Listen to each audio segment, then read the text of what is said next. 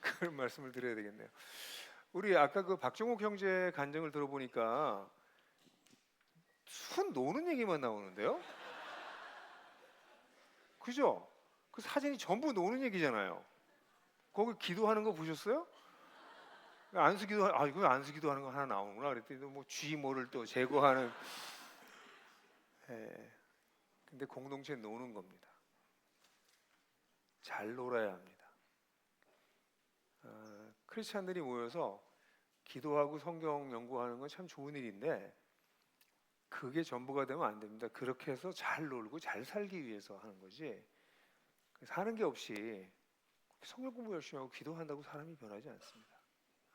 머리만 자꾸 커질 위험성이 많아요. 근데 같이 놀다 보면 부딪히기도 하고 진짜 모습이 나오고 그러면서 진짜 사람이 거기서 변하는 거거든요. 그래서 여러분들 뭐 좀 놀기만 했네? 아니요, 저렇게 놀기 되게 쉽지 않습니다. Be yourself. 여러분들 자신이 되지 않으면 놀지 못합니다. 같이 놀기 시작하면 사람이 정말 변할 가능성이 생깁니다. 근데 같이 못 노는 사람들은 서로를 변화시키지 못해요. 변화하는 척하는 거지 진짜 자기 모습이 안 나오기 때문에 변하지 않아요. 그래서 사실은 굉장히 중요한 진리를 우리한테 보여준 간증이었다 그렇게 생각이 듭니다. 잠깐 기도하고 같이 말씀 나누겠습니다. 하나님 아버지, 오늘 우리 너무나도 귀한 우리 군 동역자들과 함께 또 하루의 말씀을 같이 나누는 시간을 갖습니다.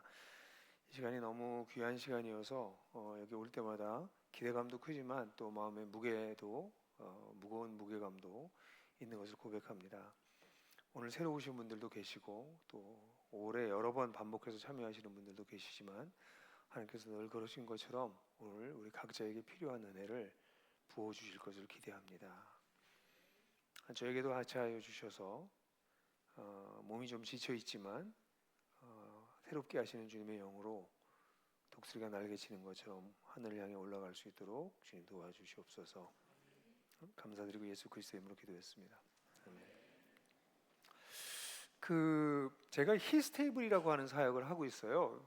아시는 분은 아시겠지만 히스테이블이라고 하는 사역은 불신자들을 초대해서 예수님의 식탁 같은 곳에 초대해서 같이 이야기를 나누는 그런 시간입니다. 근데 1년에 2번 봄, 가을 2시즌을 하는데요.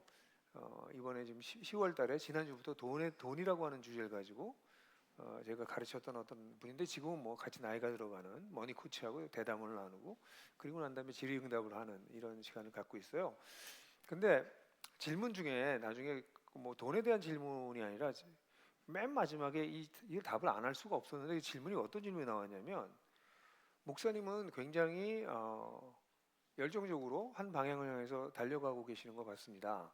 근데 만약에 하나님께서 그 방향이 아니야 라고 말씀하시면 뭐라고 하실래요? 뭐 이런 맹랑한 질문이 있었어요. 이거 뭐 사실 돈이랑 관련 있는 주제가 아니었기 때문에 답을 안 할까 하다가 이거는 뭐 그 다음에 질문이 몇 개가 더 있었습니다. 그래서 이분이 좀 의미 있는 질문을 한 거라고 생각해서 답을 해야 되겠다 싶었는데 참 당황스럽지 않습니까?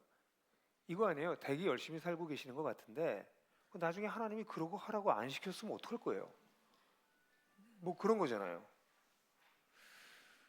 그래서 제가 뭐라고 답할까 그러다가 만약에 그러시면 폭망한 거죠. 제가 그렇게 얘기했어요. 폭망한 거죠. 완전히 망한 거죠. 저는 제 인생 망한 거죠. 그렇게 얘기를 했어요. 그러면서 제가 그렇게 얘기했습니다. 제가 그런데 그렇게 안 될 가능성이 굉장히 높습니다. 왜냐면 제가 50년 가까이 주님을 따라왔습니다. 50년 동안 주님과 함께 걸었습니다.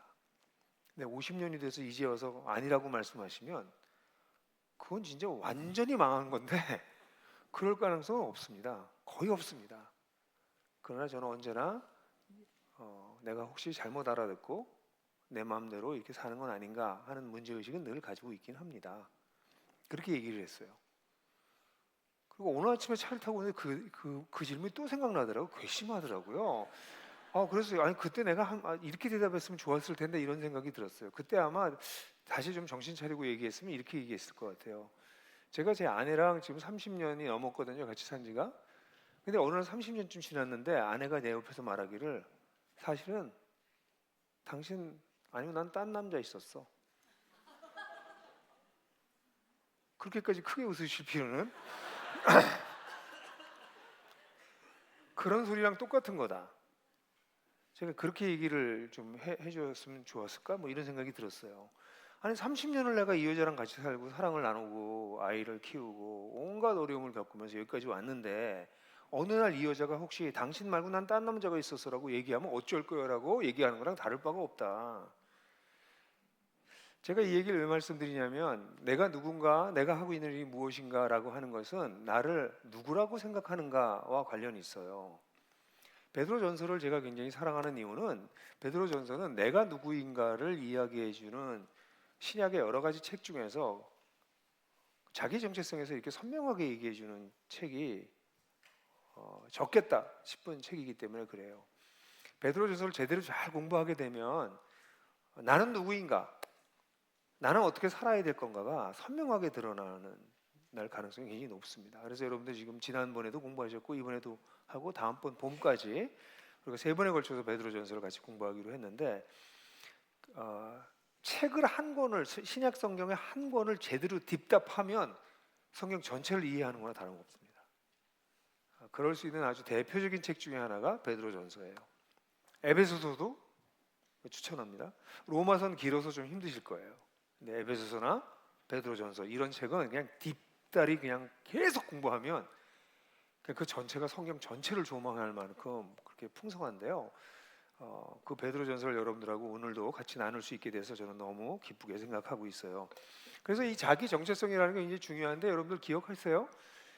자기 정체성 이론을 마르시아라고 하는 사람의 이론을 가지고 얘기하는데 정체성을 네 가지로 나누잖아요.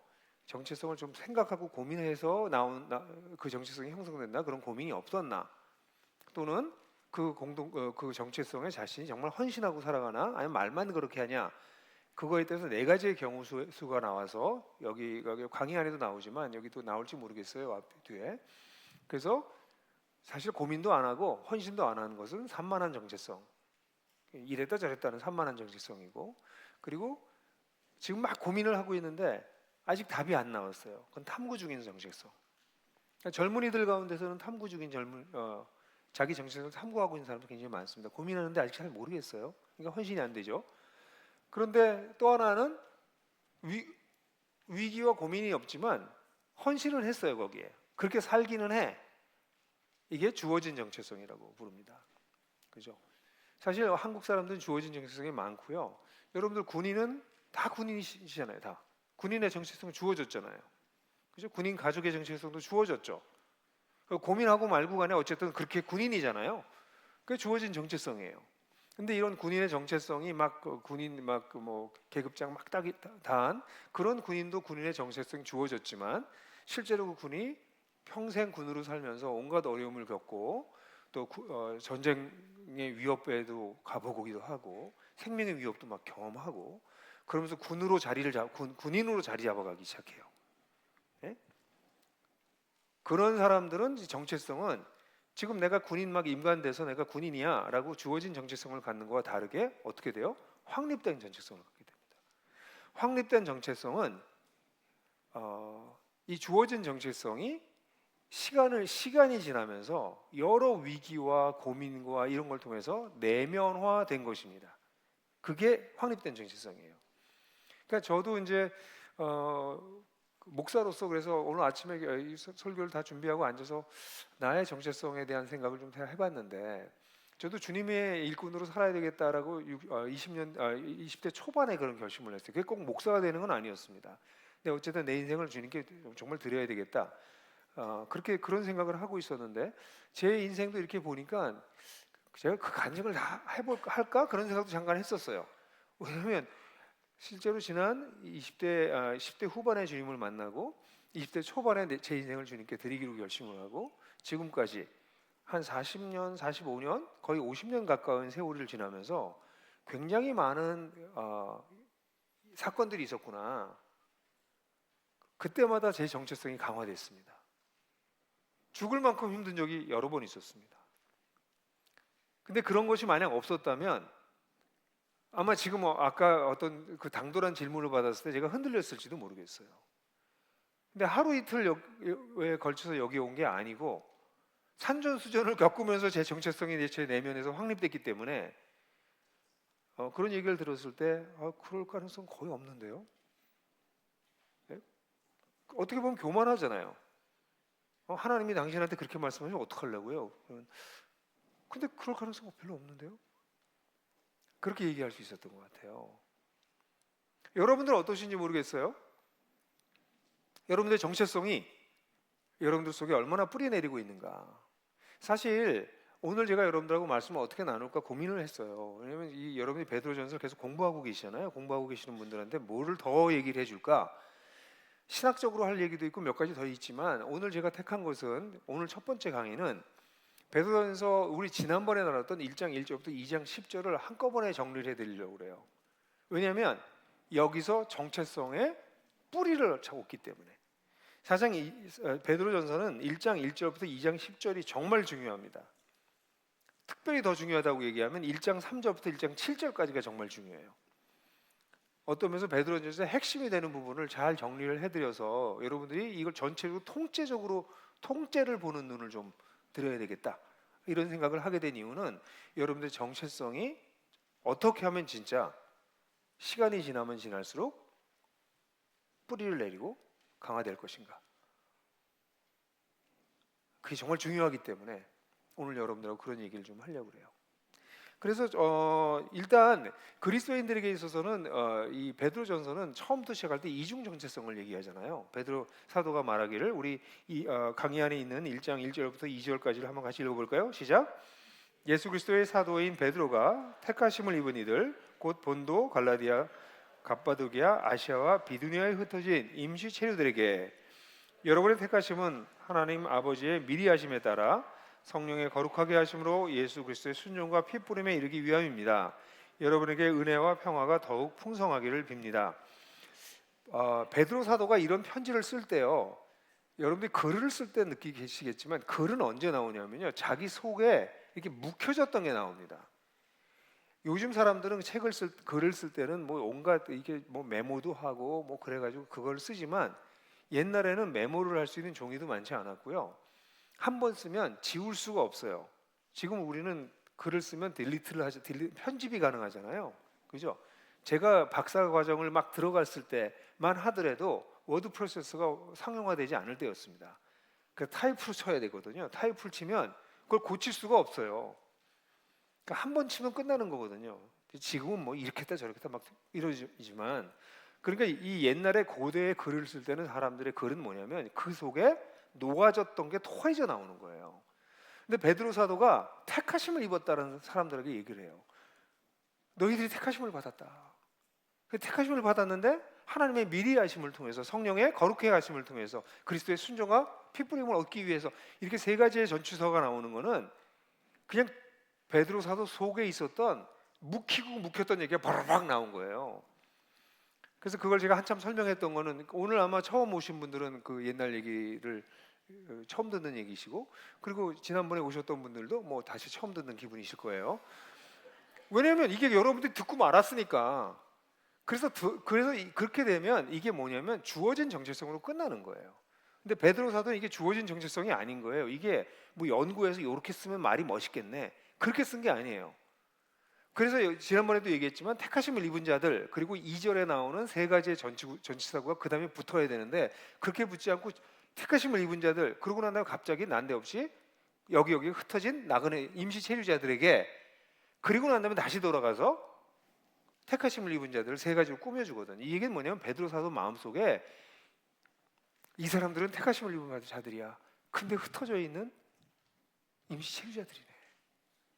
근데 있잖아, 택하심을 입은 것은, 그래서 여러분들 번역을 보게 되면 이 번역이 막 뒤죽박죽돼 있어요. 번역 본마다.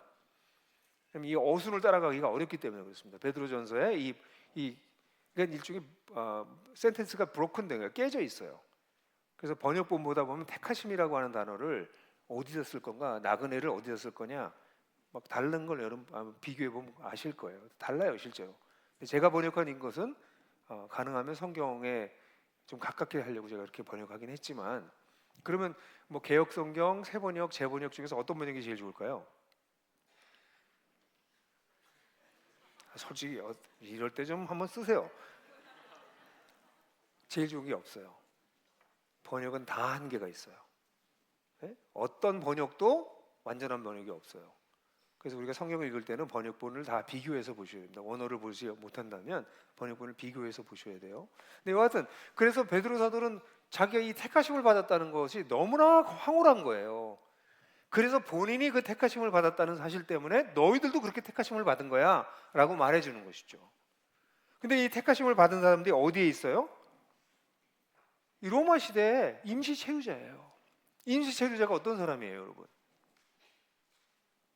이번에 이 임시 체류자의 그 운명을 너무나 확실하게 보여준 사건들이 몇 가지 터졌는데요. 이거 미국에서 우리 노동자들이 비자를 가지고 들어갔다가 비자가 불법이다 어쩌다 그래가지고 갑자기 이 쇠사에 묶여가지고 구금됐다가 쫓겨나서 우리나라로 돌아왔어요. 왜냐하면 그 나라 사람이 아니거든요. 그러니까 비자를 들고 사는 사람의 이 불안정성이 그대로 보여졌어요. 그죠? 최근에 우리 청년들이 너무 안타까운 얘기예요. 그게 말이 됩니까? 한 달에 1,000만 원을 번다는 게 캄보디아에 가서. 근데 얘들이 얼마나 절박했으면 그 1,000만 원 벌겠다고. 그 사기죠. 그게 어떻게 세상에 1,000만 원을 캄보디아에서 벌어요. 예? 한 달에. 그건 뭐 딱 보면 말이 안 되는 소리인데 거기에 청년들이 거기 갔어요. 근데 뭐 가지고 가요? 비자 가지고 가. 근데 여권 뺏겨. 그럼 꼼짝 못 하는 거예요. 임시 체류자는 어떤 사람들이에요? 보호받지 못하는 사람이에요. 그 세상으로부터 보호받지 못하는 사람이라는 거예요. 그러니까 베드로 사도가 이게 지금 이 단어가 두 단어가 겹쳐서 파박 나온 거는 베드로 사도가 이 초대교회 성도들을 어떻게 보고 있는지가 너무나 선명한 거예요. 너희들은 택하심을 입은 자들이야. 근데 임시 체류자구나. 이 두 가지의 단어는 너무나 간극이 커요. 택하심을 받았다라고 하는 단어의 뒤에 나와 있는 이 전치사 구를 보게 되면 이게 대단하거든요. 제가 그건 설명하진 않겠어요. 나중에 책을 다시 보시든지 묵상을 하시든지 그렇게 하세요. 엄청나게 너희가 택함을 받았다는 얘기를 했는데 곧 이어서 너희들은 그냥 빚어 가지고 사는 임시 체류자야. 너희는 아무도 보장해 주지 않아 세상에서. 그렇게 얘기하고 있는 거예요. 오늘날 그리스도인들 이런 정체성을 가지고 살까요? 오늘날 그리스도인이든 목회자를 포함해서 모든 그리스도인들이 허약한 이유는 정체성이 선명하지 않기 때문에 그래요. 그 정체성이 주어진 정체성이에요. 특별히 임시 체류자라고 하는 정체성은 거의 없습니다. 이 땅이 임시 체류자가 아니라 여기가 내가 사는 땅으로 생각해요. 근데 여러분들이 하나님 나라를 공부하시게 되면 하나님 나라 그림표, 꿈에도 나오는 그림표 기억나시나요? 그거 안 나와도 될까요? 꿈에 나와서?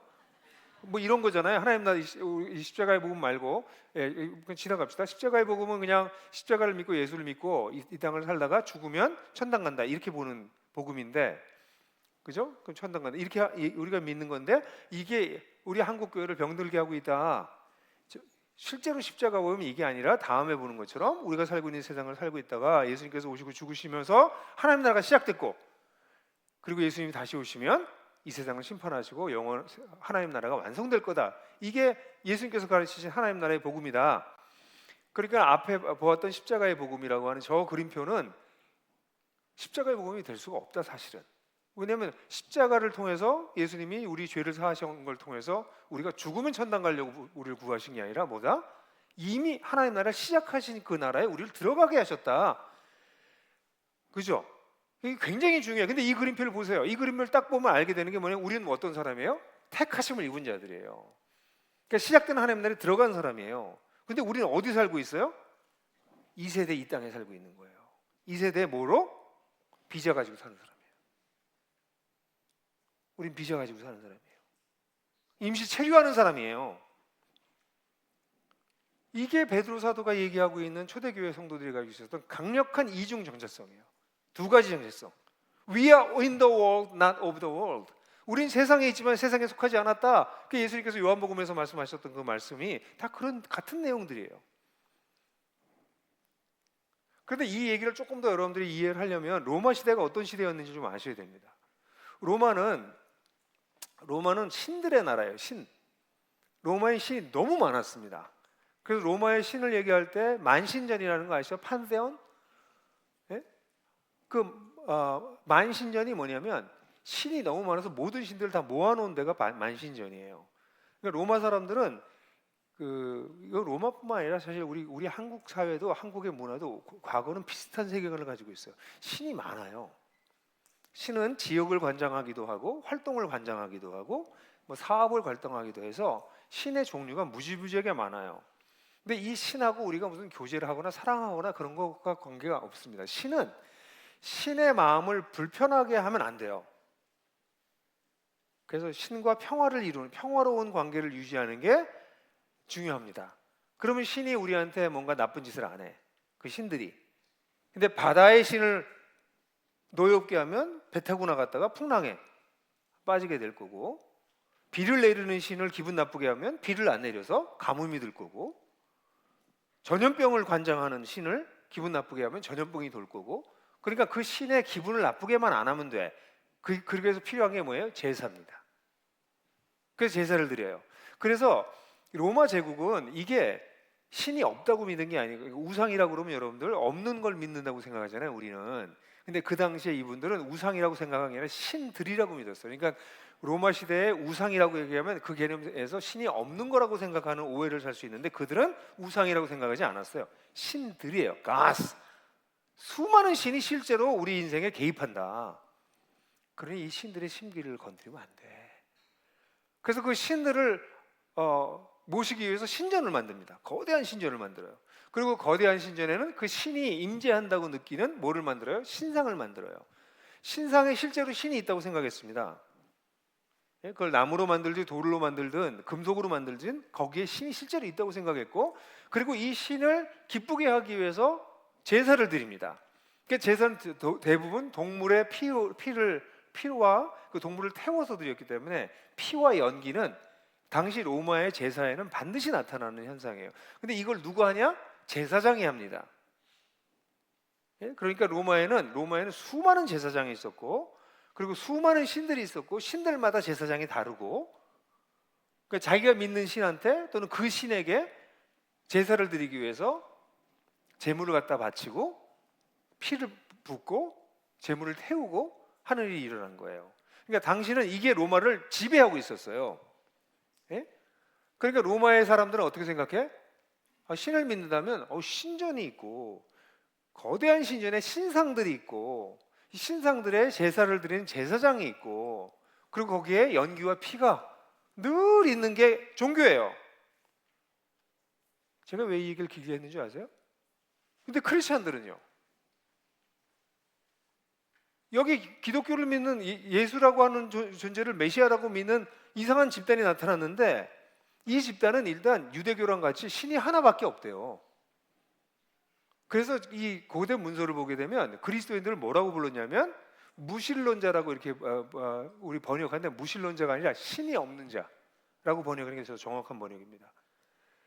기독교인들을 무신론자라고 번역할 수 있는 단어 또는 신이 없는 자라고 불러요. 왜냐하면 신이 10,000개가 넘는데 10,000개 신이 다 신이 아니고 지네들이 믿는 신만 하나만 있대, 신이. 그러니까 그들 눈에는 어떻게 봤어요? 이건 신이 없는, 아니 신이 지금 한둘이 아니 10,000개가 넘는데 지네들 신만 신이고 나머지는 없대? 신이 없는 자들, 신을 안 믿는 자들, 그 무신론자로 여겨졌어요.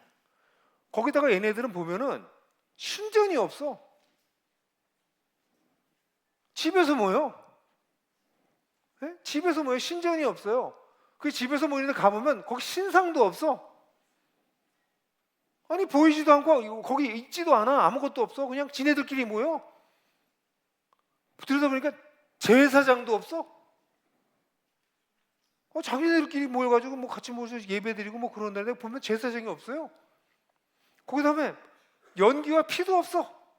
아니 제사를 드리면 제물이 있어야 돼. 제물도 없어. 이상한 놈들이네.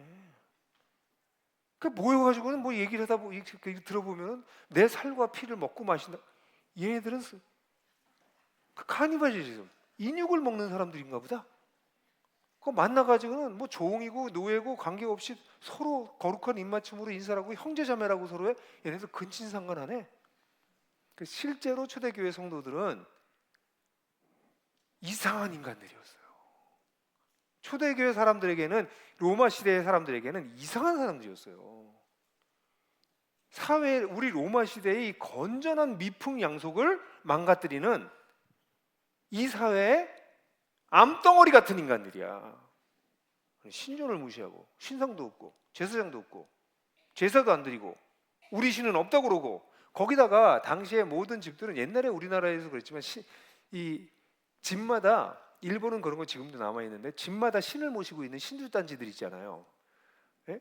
그러니까 옛날에 로마 시대의 가정들은 다 집에 신주단지가 다 있었어요. 제가 이름은 다 잊어버렸는데 집안을 지키는 신들이 있었거든요. 그러니까 신전들이 다 있었어요. 근데 예수를 믿는 사람은 어떻게 했어요? 이걸 갖다 버리는 거예요. 끔찍한 일이지. 이게 조상을 무시하고. 여러분, 오늘날의 그리스도인과 과거의 그리스도인들하고 얼마나 다른가를 좀 보셔야 됩니다. 옛날에 예수를 믿는다는 것은, 초대교회 때 예수를 믿는다는 것은 이런 시대에 이 모든 걸 다 버리고 살아시고 참되신 하나님만을 섬기겠다고 결단한 사람들이에요. 그러니까 핍박을 받지 아니할 수 없었던 거죠. 오늘날 그리스도인들이 그리스도인의 삶을 제대로 살지 못하는 이유는 그리스도인으로서 세상 사람들과 달라 보일 수 있는 요소가 거의 없다는 것입니다. 세상 사람들은 거의 똑같이 살고 있고, 우리는 주일날 예배를 드리고, 그리고 그들은 주일날도 돈을 숭상해요. 뭐 그게 약간 차이예요. 우리는 주일날은 그래도 돈을 숭상하지 않기로 했나요? 그런데도 뭐 돈 때문에 골프 접대하러 나가야 되고, 돈 써야 돼서 여행도 가야 되고. 세상 사람들은 별 차이가 안 나요, 사실은. 오늘날 그리스도인들이 하나님을 믿기 때문에 불이익이 엄청나지가 않습니다. 여러분, 하나님 믿기 때문에 불이익을 경험해 보셨어요? 크리스찬이에요. 내가 하나님을 믿기 때문에 불이익을 경험한다. 크리스찬이에요. 근데 나는 하나님에서 불이익을 하나도 경험한 적 없다. 글쎄 얼시다. 어떻게 하나님을 믿는데 불이익이 없지? 이 세상에서? 이 세상의 아들이네, 이 세상의 딸이네, 이 세상의 친구들한테는 이 세상이 불이익을 주지 않습니다. 그러나 만약에 우리가 이 세상에 속하지 않았다면 어떤 종류의든 불이익이 우리에게 없을 수 없습니다. 배드스 뉴스죠. 이런 설교하면 쫓겨나요, 교회에서. 여러분들 중에 다음번에 안 부를지 모르겠지만, 이런 설교는 좋은 설교가 아니에요. 아니, 예수 믿으면 복 받는다고 얘기를 해야지, 예수를 믿으면 불이익을 당한다고 누가 설교합니까 요즘? 근데 성경은, 베드로전서는 끊임없이 예수를 믿어서 우리가 불이익을 당한다는 얘기를 하고 있는 거예요.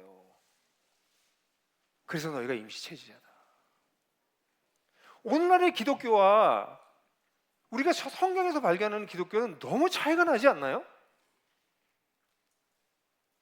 그래서 힘이 없는 거예요. 이 정체성이 내 것인가? 그래서 이것이 우리 것이 정말 됐는가? 그럼 거기서부터 다른 얘기가 이제 나오기 시작하는 거죠. 그래서 우리가 지금 본 것처럼 우리가 살고 있는 이 정체성이 확립되는 환경은 다른 곳이 아니라 우리가 살고 있는 세상이에요. 그러니까 여러분의 정체성이 예배당은 뭐예요? 정체성이 주어지는 곳이에요. 그걸 목사님들이 계속 설명해. 또 목사님들 그거 설명 안 하는 분들도 있어서 너무 답답하긴 해요. 이거 얘기해 줘야 되거든. 당신들에게 얼마나 놀라운 정체성이 주어졌는지 계속 설명해 주는 거야, 교회에서는. 그럼 우리는 듣잖아요. 그럼 뭐예요? 주어진 거예요. 주어진 거. 그게 내 거가 아직 아니야. 근데 그게 진짜 내 거가 되는 게 어디예요? 삶의 현장. 로마의 신들이 가득 차 있었던 그 로마 시대와 로마 문화, 그 속에서 어떻게 신앙을 살아낼 건가가 정체성이 확립되는 겁니다. 지금 이 시대의 신이 뭐예요? 돈이에요. 돈이 신입니다, 이 시대. 그 다음에요, 내가 또 다른 신이에요. 나의 성취, 군에선 진급, 뭐 이런 게 신이에요. 그게 신이 우리 세상에 가득해 있어요, 지금. 거기서 내가 택하심을 입은 자다. 거기서 내가 속한 자가 아니라 임시체류자다 하는 정체성이 확립되는 곳은 어디예요? 거기에요. 여기서는 그냥 그렇다고 치는 거예요. 프리텐딩, 그런 척 하는 거예요. 왜냐면 아직 주어진 상태니까. 근데 그게 확립되지 않으면 문제가 생기는 거죠. 그래서 오늘날의 수많은 그리스도인들이 겉으로 볼 때 굉장히 멋있어 보입니다. 훌륭해 보여요. 그런데 결정적인 순간이 되면 용기가 없어요. 그리고 다 그래, 그건 어쩔 수 없대. 예? 온갖 사회적인 문제가 생기면 거기 크리스찬들이 있어요. 근데 그 크리스찬들이 왜 그렇게 했나 보면 그 사람이 크리스찬이 아닌가 긴가 뭐 그거 우리가 알 바가 없지만, 알 수도 없지만, 크리스찬들이 결정적인 순간에 용기 있게 손해보는 결정을 못해요. 왜냐면 자기 정체성은 주어진 거고 실제로는 뿌리를 거기다 내리고 있지 않거든요. 여러분들 산에 가끔 가보시면, 특별히 우리나라에서는 그런 일이 많지 않은데요, 그 동해안에 가면 그런 일이 좀 있을 수 있고요. 제가 저기 워싱턴 DC나 이런 데 가보면 이 나무가, 아름드리 나무들이 서 있는데 그 나무들이 가끔씩 넘어져 있는 걸 보게 됩니다. 콱, 뭐 이렇게 큰 수십 미터 나무들이. 근데 왜 넘어졌나 이렇게 보면 놀랍게도 뿌리가 이만큼도 안 돼요. 깊이가 1m도 안 돼요. 깊이가. 왜 그래요? 습기가 많거든요 거기는. 그러니까 나무들이 뿌리를 내릴 필요가 없어요. 그 나무가 그냥 높이 올라가는, 웅장하게. 그랬다가 태풍이 불면 그냥 쓰러지는 겁니다. 뿌리를 내지 않은 그리스도인, 그게 주어진 정체성으로 사는 사람들이에요. 그런데 이런 사람들이 바람이 불고 흔들리고 그러면 어떻게 돼요? 그 살아남으려고 뿌리가 내려와요. 실제로 제가 그 실험 이름을 잊어버렸는데, 아주 좋은 환경을 만들어서 그 속에다가 식물원을 만들었어요. 그래서 나무들 거기다 심고 키웠는데 나무들이 얼마 가지 않아서 대부분 다 고사했습니다. 이상하다, 이거 왜 그랬나 봤더니 거기엔 바람이 안 불어요. 바람이 불기 때문에 나무는 흔들리면서 뿌리를 내립니다. 살아남으려고. 근데 바람이 안 불면 뿌리도 내리지 않고, 물도 충분하면 뿌리도 내릴 필요 없어요. 물이 계속 들어오니까. 우리의 정체성은 뿌리가 흔들릴 정도의 바람을 맞을 때 뿌리가 내려지는 거예요. 그래서 정체성이 확립돼 가고 그것이 점점 깊어지고, 나중에는 우리 가운데 누구도 죽음을 두려워하지 않는, 죽음을 오히려 기다리는, 그 정도의 정체성에 이르는 때도 올 수 있는 거죠. 근데 지금은 뭐 이렇게 다 있다가 갑자기 암 걸렸다 그러면 막 난리가 나요. 나 빨리 더 살아야 되는데, 더 살아야 되는데. 그렇게 오래 살아야 되죠? 주님이 부르시면 그냥 가면 되지. 예? 그 죽음에 대해서 너무 오늘날 사람들이 그렇게 오래 살 생각을 해. 그렇게 오래 살아서, 아니에요? 아니, 오래 사는 것도 좋죠. 근데 어떻게 사냐가 더 중요한 거 아니에요, 그죠? 그래서 죽음에 대한 문제는 그리스도인들도 준비가 너무 안 돼 있어요. 죽음에 언제든지 죽음에 준비되어 있고, 죽음을 어떤 면에서 임브레이스하고 있고, 이렇게 품고 있고, 그럴 수 있는. 그 죽음이 무섭지 않은 사람은 세상에 무서울 게 거의 없을걸요. 진짜 그렇게 되면, 그죠? 근데 우린 죽음은 정말 이렇게 이론적으로 그렇잖아요. 우린 죽으면 주님을 만나잖아, 그죠? 아니군요. 어쨌든 간에, 그래서 오늘날 그리스도인들이 너무 안타까운 것은 주어진 정체성에 머물러 있기 때문에 한국 교회가 약한 거예요.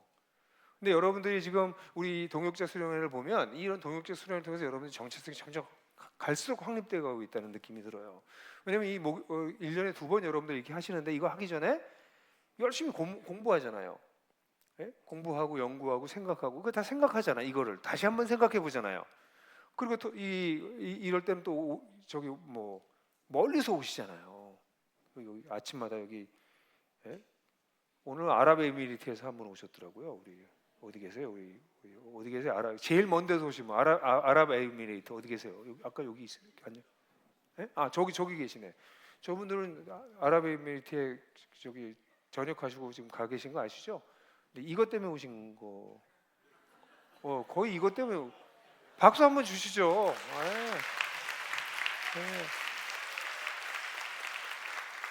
그래서 여러분들이 이런 걸 통해 가지고 자신의 가치를 확인하는 거예요. 난 이걸 가치 있게 생각해. 나 토요일 아침 3시에 일어나서 여기 와. 나 이거 가치 있게 생각하기 때문이야. 그 자기 선언하는 거예요, 사실은. 이런 사람들은 나중에 어떤 문제가 닥쳤을 때 치고 나갈 수 있는 힘이 생기는 거죠.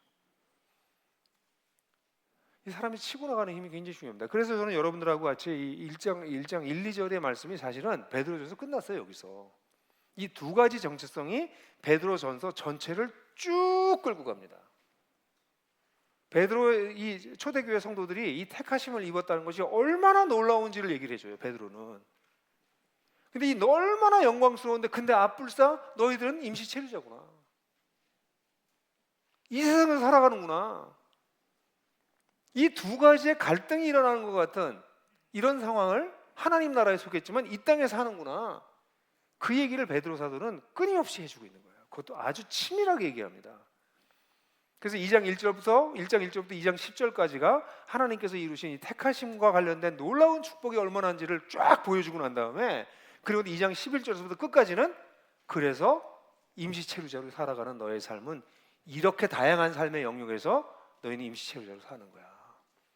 임시체류자로 살아가는 삶의 기본적인 원리는 이런 거야 하고 쫙 그걸 설명해 주고 있는 거예요. 그러니까 베드로전서만 제대로 공부해도 자기의 정체성도 선명해지고 내가 어떻게 살아야 될지도 선명해지는 거죠.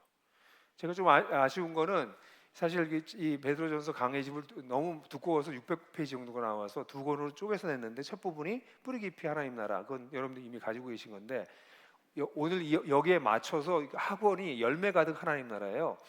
그 책을 내려고 했는데 출판사에서 이게 늦어져가지고 지금 너무 억울해요, 출판사 자신이. 왜냐면 오늘 여기 가져오면 적어도 300권은 팔리거든요. 근데 자기네가 못했으니까.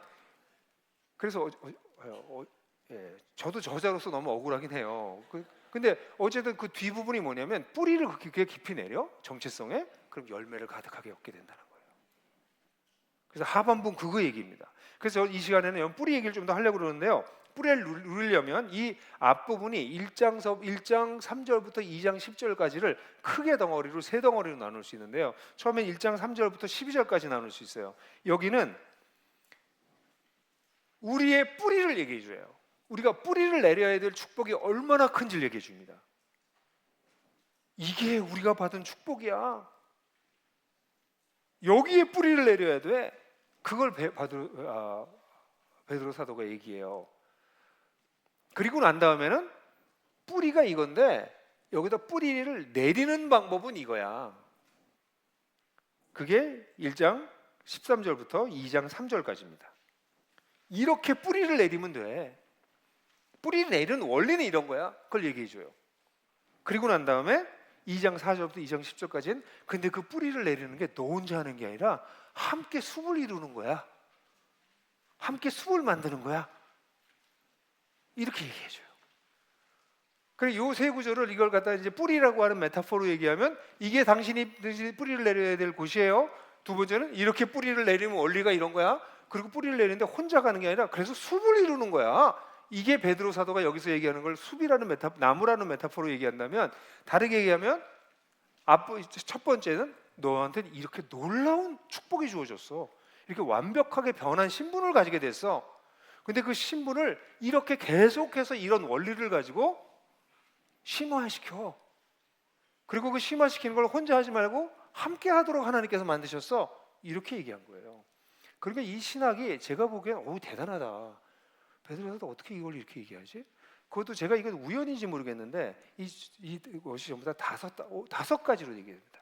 그러니까 첫 번째는 오중 축복이라고 얘기할 수 있고요. 우리가 받게 되는 오중 축복.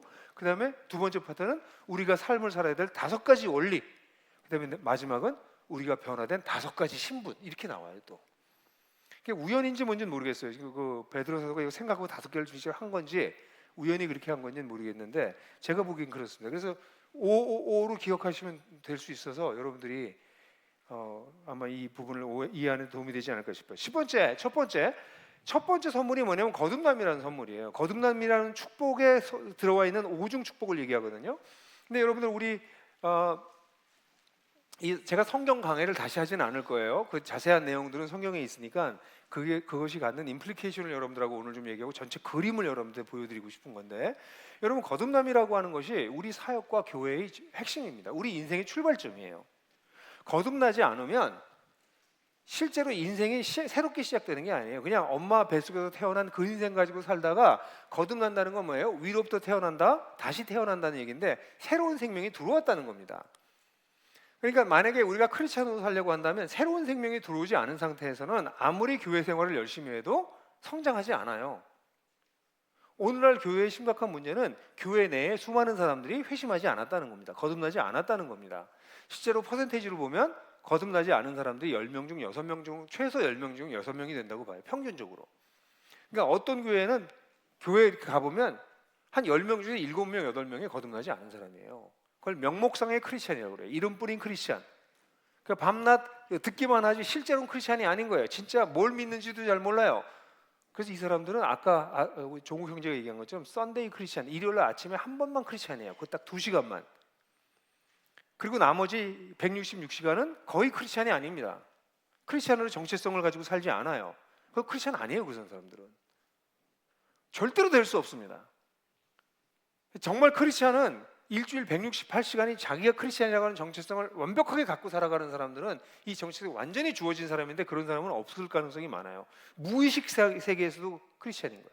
제가 어릴 때 예수를 믿고서 이제 막 변화됐는데 꿈속에서 내가 크리스찬이 아닌 거예요. 꿈속에서 내가 하는 행동과 이거 보면 내 아이덴티티가 크리스찬이 아닌 거예요. 꿈속에.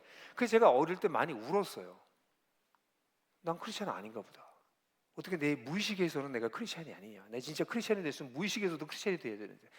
참 기특하지 않았어요?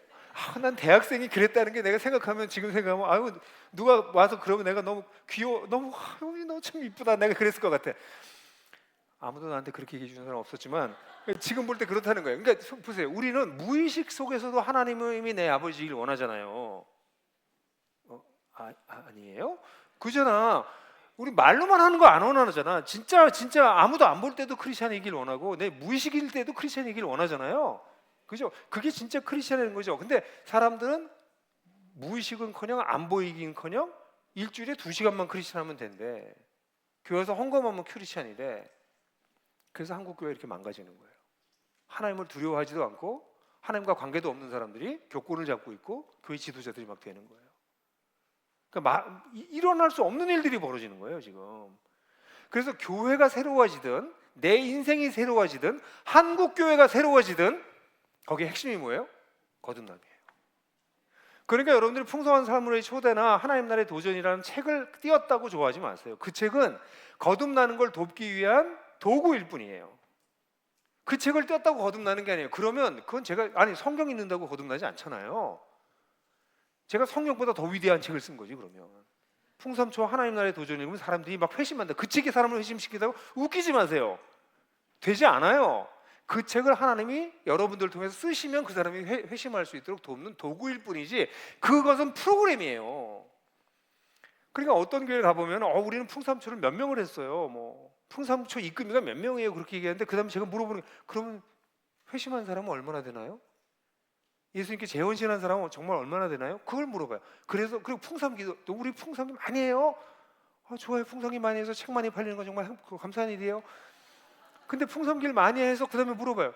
그럼 사람이 변하나요? 그러니까 어떤 목사님 깜짝 놀라세요. 우리 교회에서 풍삼기를 지금 풍삼기를 봄 가을로 해서 한 번 할 때마다 몇 명씩 하고 막 그래요. 제 질문. 그럼 사람이 변했나요? 프로그램으로 돌리면 안 되는 거예요. 그래서 풍삼초, 이 교회는, 우리 모든 사역은, 이 군 사역은 풍삼초나 하나님 나라의 도전을 안 쓰셔도 돼요. 다른 사람을 회심할 수 있게 도울 수 있는 가장 좋은 자료가 있으면 그걸 쓰시면 돼요.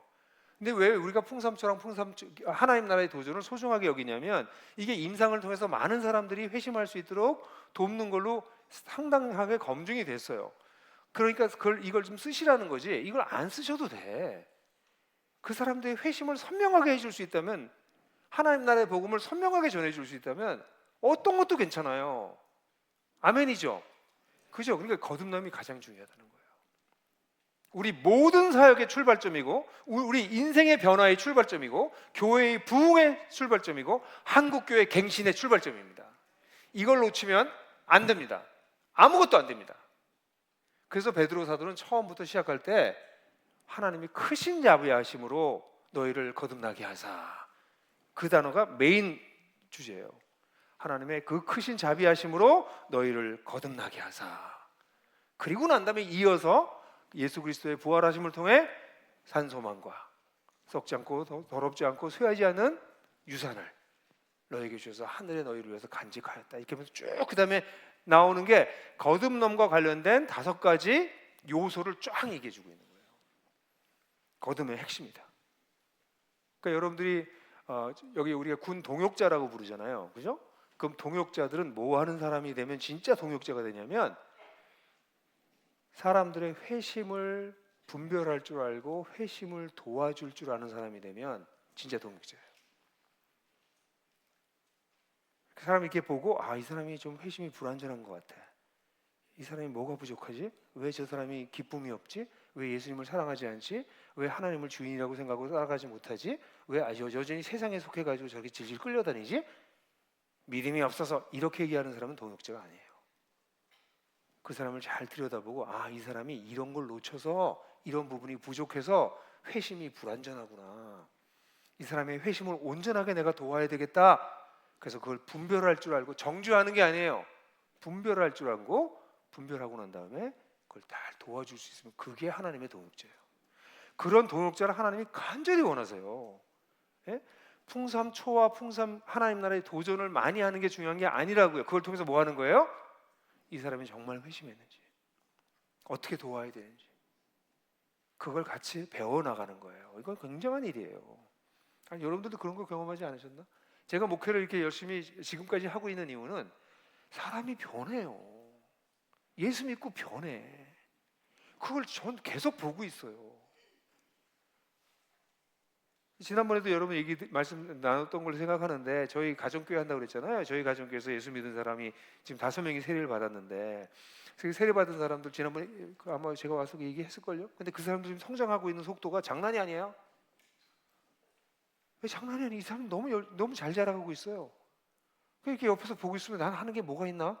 이 사람들 위해서 내가 특별하게 해주는 것도 없는 것 같은데 그냥 가정교회 같이 하고 격려하고 같이 예배드리고 사람이 막 쑥쑥 성장하고 있어요. 왜 그래요? 거듭났으니까. 하늘로부터 태어났으니까. 하나님의 생명이 그들 속에 들어왔으니까. 그럼 그 생명이 움직이기 시작하거든요. 그걸 보는 거예요. 그걸 보고 싶은 거지. 풍삼기, 풍삼초, 풍삼기를 얼마나 했냐, 몇 번 했냐. 아니 그것도 많이 하는 건 좋긴 하지만 그거 자체가 목표는 아니라는 거예요. 그래서 이 거듭난 사람들에게 주어진 종합 선물 세트가 뭐예요? 첫 번째는 산소망. 네? 하늘에 속해 있는 산소망. 하늘에 간직돼 우리에게 예수가 부활하심으로 말미암아 주어진 산소망. 우리는 죽음 이후의 삶이 있다는 걸 정말 믿게 된 거예요. 아까 얘기한 것처럼 죽음을 은근히 기다려. 내가 이 죽음의 문턱을 지나서야 이 소망이 실현되는 것을 보겠구나. 그거가 갖기 시작하는 산소망이. 첫 번째 거듭난 사람들이 갖게 된 세상은 뭐예요? 내가 비자 들고 살면서 참 이렇게 진짜 어떤 땐 무시당하기도 하고 세상에 이해받지도 못하고 이 세상이 날 보호해 주지도 못하고 그런데 내가 주님을 닮아서 부활하고 나면 그분의 나의 나라에 들어가겠구나. 내가 속했던 나라에 내 진짜 나라에 들어가겠구나. 이게 산소망이에요. 그래서 그 나라에 가게 되면 우리가 엄청난 유산을 받게 됐는데 유산이 어떻다고요? 썩지 않고 더럽지 않고 사라지지 않는 하나님의 영원한 생명을 닮아서 썩지 않고 하나님의 의를 닮아서 죄로 오염되지 않기 때문에 더럽지 않고 하나님의 영원성을 닮아서 사라지지 않는 그런 유산. 그 유산이 뭔지 몰라요 우리가.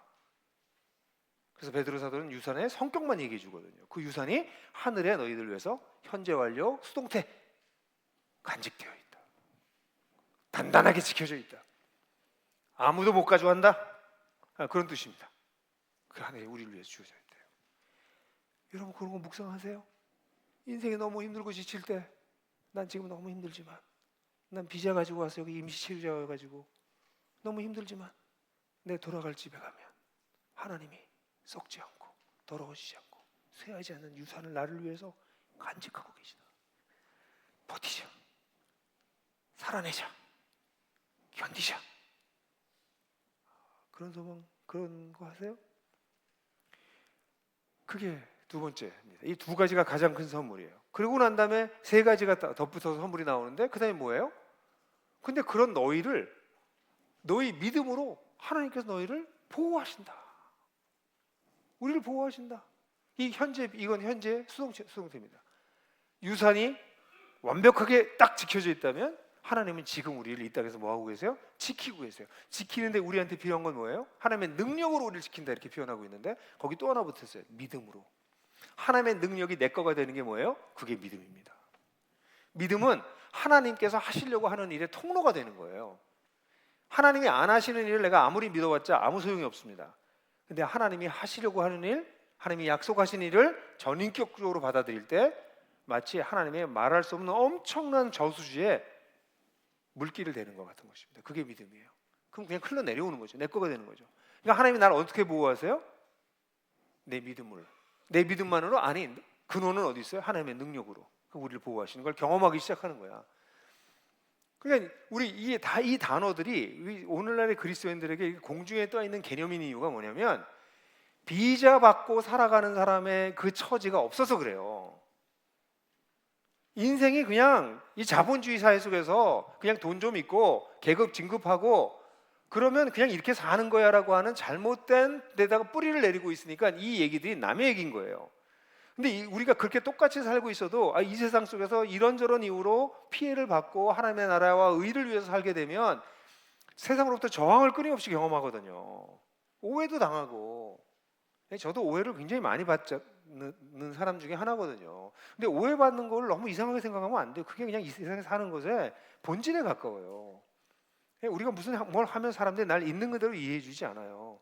좋은 것도 그래. 좋은 것도 나를 잘 몰라요. 내가 진짜 좋은 것 칭찬해줘도 그 칭찬도 사실은 별로 중요하지가 않아요. 왜냐면 잘 몰라.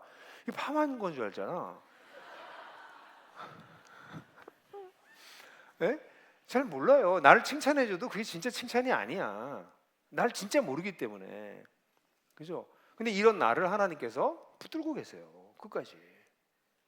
그러니까 이게 얼마나 강력한 힘이 됩니까? 우리한테 보호하세요. 그뿐만 아니라 세 번째는 뭐예요? 우리가 연단을 당해 이 땅에서. 네 번째죠. 이 땅에서 어려움을 겪고. 근데 이 어려움, 이것도 아주 짧게 얘기했지만 이 어려움이라고 하는 거는 잠깐 있다가 여러 가지 어려움을 당해서 다양성, 이건 너무나 여러 가지를 겪고 다양성이고 당할 수밖에 없으니 수동성. 그런데 이런 것들이 지금은 잠깐 슬픔을 주지만 나중에는 믿음의 연단을 일으킬 것이다. 단기적이고 장기적인 결과가 있어서 우리가 이 땅에서 고난을 당해도 고난을 당할 때 우리 그리스도인은 달라져요. 나의 믿음이 연단되는구나. 이걸 왜 소중하게 여길까요? 왜 이 베드로가 기뻐한다고 그랬잖아요. 베드로만 기뻐한다고 그래요? 바울도 기뻐한다고 그래요. 난 이게 너무 신기해요. 바울하고 베드로가 과외를 안 했거든 같이. 근데 베드로랑 바울이 성경을 쓰는 거 보면 굉장히 비슷하게 써요.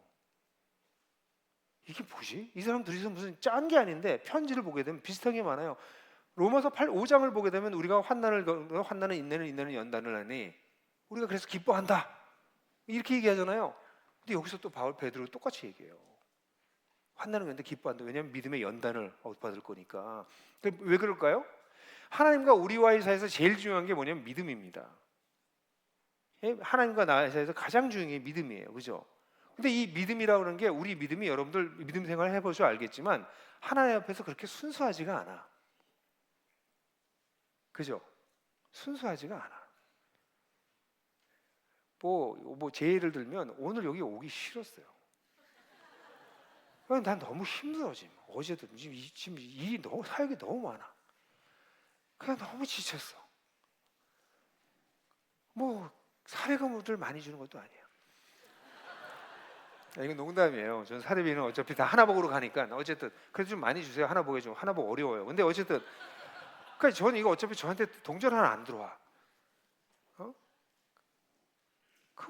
힘들지. 그러니까 마음속에 이렇게 한쪽엔 우리 동역자들 전국에서 모여드는데 이런 거에 대한 기대도 있지만 또 한쪽은 오늘 좀 쉬면 안 되나? 네? 그런 생각이 왜 없겠어요? 그죠? 막 실망하는 눈초리를 저를 쳐다보시는데 인간이 그래요. 그러니까 우리 믿음이라는 게 늘 순수하지 않거든요. 그죠? 근데 이런 어려움들을 겪으면서 어떻게 돼요? 내 믿음이 정련이 돼. 금보다 더 깨끗하게 바뀌어. 그러니까 내가 어려움을 겪으면서 사람들이 알게 되는 거예요. 나에게 있는 어려움은 내 믿음을 깨끗하게 만드는구나. 근데 우리 인생에서 제일 소중한 게 뭐예요? 하나님과의 관계예요. 하나님과의 관계에서 내 쪽에서 할 수 있는 게 뭐예요? 믿음이에요. 그럼 세상에서 제일 중요한 게 뭐예요? 믿음일 수 있어요. 이 믿음을 연단하는 거라면 내가 기뻐할 수 있는 거죠. 그러니까 크리스찬들은 어려움을 겪는 걸 이상하게 생각하지 않아요. 이 급이 되는 크리스찬들은 어려움이 오면 또 오는구나. 아이고, 하나님 또 새 학기가 시작되는군요. 이번 과목은 뭔가요? 시험이 올 때마다 하나님이 날 뭘 좀 트레이닝을 새로운 코스에 집어넣으시는 거예요. 안 그러세요? 신앙생활을 하다 보면 그걸 알기 시작해요. 그러니까 어려움이 또 오게 되면 하나님, 이게 내가 어떤 부분이 지금 문제가 있었나요? 어떤 부분이 부족해서 하나님께서 이걸 새롭게 하시려고 하시나요? 그러니까 마지못해 기뻐하는 거지. 바울이나 베드로의 수준에서 기뻐하도다 뭐 이렇게 못해도 마지못해 기뻐하는 거지. 예? 그 실제로 이렇게 변하니까. 제가 아이를 키우면서도 그래요. 아이들이 이렇게 잘 자라다가 어떤 어려움을 겪는 걸 보거든요. 제 딸 같은 경우가 우울증에 걸려가지고 굉장히 오랫동안 힘들어했어요. 지금도 우울증 약을 먹고 있지만 거의 많이 줄였는데, 근데 우리 딸이 우울증 걸려가지고 그냥 계속 펑펑 울고 하나님 원망하고 예배도 못 드리겠다 그러고 막 예배드려도 뛰쳐나가고 막 그럴 때 제 마음이 어땠을까요? 너무 안타깝죠. 그래서 제가 알아요. 제가 다 거듭낸 애기 때문에 하나님이 얘를 연단시킬 것이다. 마음은 아프지만 이 과정을 통해서 얘가 단단해질 것이다. 소중한 애가 될 거다. 우리 아들 뭐 외국 가서 사는데 우리가 재정적으로 지원해주지 않으니까 우리는 다 독립시키거든요. 대학 졸업하면. 그러니까 경제적으로 어렵게 살아요. 그러니까 어떻게 보면 마음이 아파. 저렇게까지 어렵게 키워야 되나? 딴 애들은 막 엄카주고 막 이런다는데 우리는 그러면 안 된다고 생각하거든요. 힘들게 살아. 그렇지만 그 힘들게 사는 걸 보면서 저 과정을 통해서 제가 더 단단하게 세워질 거라는 걸 믿기 때문에 자랑스럽죠. 그리고 저한테도 그래요. 야, 안 힘드냐? 이렇게 살려면